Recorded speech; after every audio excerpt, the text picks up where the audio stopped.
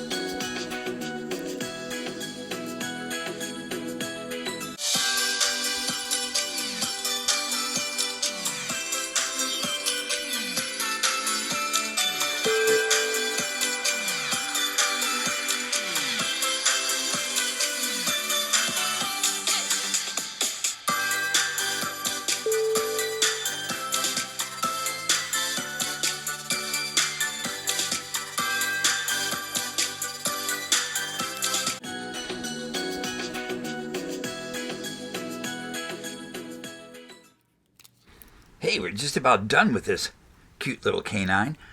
You notice that I used my marker and my oil pastels to finish off his red Santa hat.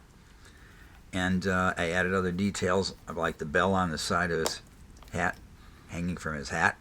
And I had fun adding black outlining to everything and finishing this guy off. So again, have a wonderful Christmas. Stay safe. And don't forget to like and subscribe Damon Reinigal on YouTube.